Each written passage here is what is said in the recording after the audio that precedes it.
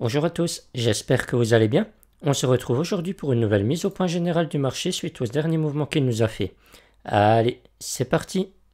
Lors de notre précédent brief, nous étions en train d'analyser cette petite baisse ici qui avait formé un MDID mais qui restait malgré tout au-dessus du retracement des 0.382 de Fibonacci sur tout le mouvement haussier.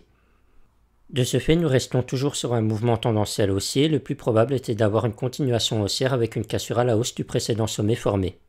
Comme de juste, nous avons eu après une cassure à la hausse quelques jours après notre brief, mais malheureusement ça n'a pas vraiment tenu ici. Depuis, on peut remarquer qu'on a un nouveau M journalier de formé, mais nous restons encore une fois au-dessus des 0.382 de Fibonacci.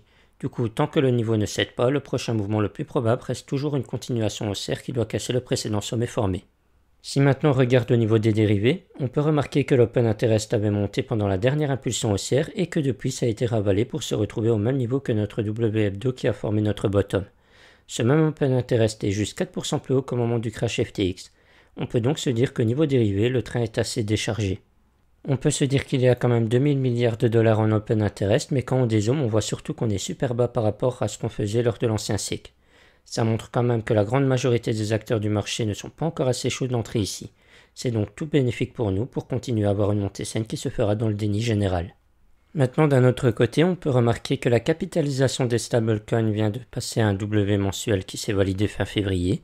La capitalisation ne faisait que chuter depuis mai 2022, montrant que la majorité du marché se retirait des cryptos, retirait son cash et s'en est allé. Ce n'est simplement plus le cas maintenant, on recommence à injecter du cash dans ce marché, ce qui peut lui permettre de s'apprécier avec le temps. Voilà, cette vidéo touche à sa fin, j'espère qu'elle vous aura plu. N'hésitez pas à me dire ce que vous en pensez en commentaire ou à venir m'en parler directement sur Discord si le cœur vous en dit. Ça vous permettra en bonus d'être toujours à jour sur les dernières données que j'ai à vous partager, ainsi qu'à mes IA de trading directement intégrés sur le serveur.